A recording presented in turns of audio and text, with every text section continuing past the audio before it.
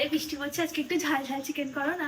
আরে করবো, চল একটু তাহলে ঝাল ঝাল ড্রাই চিলি চিকেন করি। ও কি মজা, আজ বর্ষা বর্ষা ওয়েদার তো, তাই একটু মনটা চাইছে একটু ড্রাই চিলি চিকেন করি। প্রথমে আমি একটু শিলে মশলা বেটে নিলাম। আসলে আমরা একটু শিলে বাটা মশলাটাই পছন্দ করি, কেননা ওটাতে স্বাদ হয় প্রচন্ড।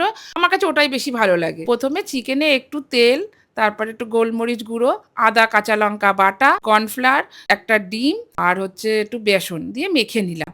স্বাদ মতো লবণও দিলাম। সবকিছু মাখানোর পর একটু ম্যারিনেট করার জন্য রেখে দিলাম। দীপ আর মাম ড্রাই চিলি চিকেনটা খুব খেতে পছন্দ করে, তাই মাঝে মধ্যেই ওদের একটু করে খাওয়াই। সন্ধ্যার টিফিনের জন্য এই খাবারটাই বেস্ট, কারণ খুব তাড়াতাড়ি এটা হয়ে যায়। কড়াইতে তেল গরম করে চিকেনগুলো ভেজে নিলাম। এই ভিডিওটা আমি প্রথমবার করছি তো, তোমাদের কেমন লাগে যেন আমাকে জানিও। আমার এই নতুন নতুন রান্না করতে খুব ভালো লাগে, আর আমি রান্না করতেও খুব পছন্দ করি। তাই আমার বৌমা বললো তুমি তো রান্না করে এই ভিডিওগুলো ছাড়তে পারো। দেখো, তোমাদের সাথে কথা বলতে বলতে আমি সসটাও রেডি করে ফেলেছি। কড়াইতে তো আগে তেল ছিল, গরম তেলে রসুন কুচিগুলো দিয়ে পেঁয়াজটাও দিয়ে দিলাম। এগুলো একটু ভাজার পরে বানানো সসটাও আমি ওর মধ্যে দিয়ে দিলাম। আমি 12-13 বছর বয়সের থেকেই রান্না করতে পছন্দ করি। আমার এই রান্না শুরুই আমার ঠাকুমার হাত ধরে, কারণ আমার ঠাকুমা রান্না করতেও পছন্দ করতো। সত্যি বলতে কি, ঠাকুমার কথা এখন খুব মনে পড়ে। তোমাদের সাথে কথা বলতে বলতে আমার রান্নাটা প্রায় কমপ্লিট। চিকেনটা নামানোর আগে তিল ছড়িয়ে দিলাম। চিকেনটা কিন্তু দেখতে খুব সুন্দর হয়েছে। গরম গরম একটু ওর বাবাকে দিয়ে আসি। ওর বাবা খেয়ে বললো খুব ভালো হয়েছে। এবার যাই দেখি মাম কি বলে।